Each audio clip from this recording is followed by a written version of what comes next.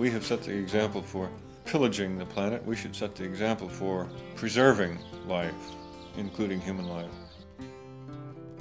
And I'm saying that that respect for the value of each human being should be extended to each living thing on the planet, our fellow creatures. Bulldozer tearing up a hillside, ripping out trees for the purpose of a logging operation, or strip mine, is committing a kind of terrorism against life.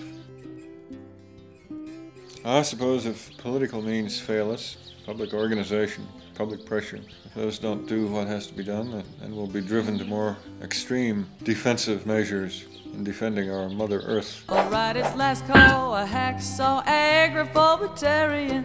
Make mine a chainsaw, that's what I be carrying the night we took down all the billboards in the sky. My name is M.L. Lincoln. I'm director-producer of Lines Across the Sand.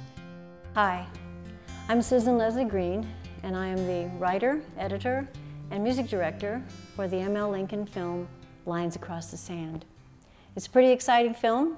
We have some amazing people in it, and it's a very passionate film as well. Lines Across the Sand is an independent documentary feature about Edward Abbey's Monkey Wrench Gang, the real-life characters in the Monkey Wrench Gang, and those that have been influenced by that book and Edward Abbey's passion.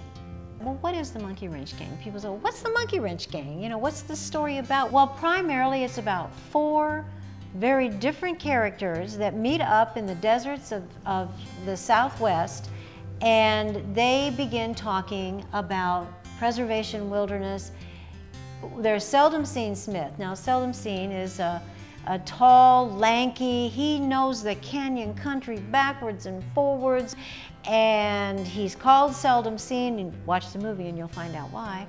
And then we have George Washington Hayduke. He's a Vietnam vet that comes back and finds out that they've attacked most of the wilderness. He was expecting to be able to go into the wilderness and help heal himself from the Vietnam War, and he finds that, in fact, he's faced with another war. And then we have Bonnie. Tell us a little bit about Bonnie. We found Bonnie. Bonnie is Ingrid Eisenstatter, who was with Edward Abbey while he was writing The Monkey Wrench Gang, and she has some fabulous stories about that time and their time together in the 70s on the road. And then there's wonderful Doc Sarvis. Doc really is the philosopher. And he is the one in the book that gives you the reasons and the wherefores that if you really look deeply into some of their conversations, you'll realize that some of this was the precursor to deep ecology. And that most environmentalists that might be watching this know how important that is and what that is in terms of wilderness. And so it was like a discovery process. Where do we find these people? Where are they? Would they talk to us? Would they talk to ML? Would they tell their stories to us? And this you can tell for yourself when you watch it. You will see some of the things they have to say and some of the insights and the stories that they tell about those early days and how that book was written. And I've been very fortunate to work with Susan Green and Ed George, who shoots for National Geographic and his own films. Brian Reinhardt, who's a fabulous cinematographer and headed the documentary program at Zaki Gordon Film School in Sedona, Arizona. One of the reasons people have been so generous with their time, with their art, with their music, with their photographs, is because they realize that we come from the movement. We come from the level of activism, that we understand them. What's amazing about these people and our crew is that they're not just musicians or actors or cinematographers or any of these things at all. They are part of the community that is also concerned and passionate about wilderness. Acting like we're in control, we're destined to abuse it.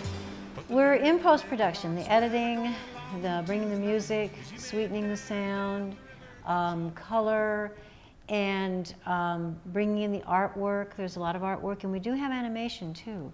So those things combined take a lot of hours to put together in as professional a way as we can.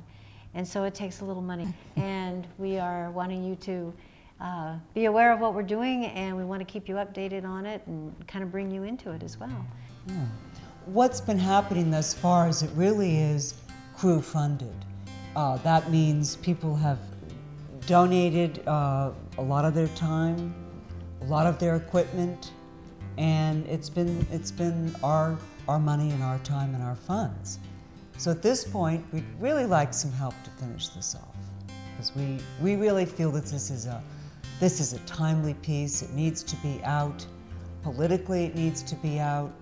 It's time for it to be wrapped up and for people to see it. Climb those mountains, run those rivers, hike those canyons, explore those forests, and share in the beauty of wilderness, friendship, love, and the common effort to save what we love. Do this, and we'll be strong and bold and happy. We will outlive our enemies, and as my good old grandmother used to say, we'll live to piss on their graves. Thank you.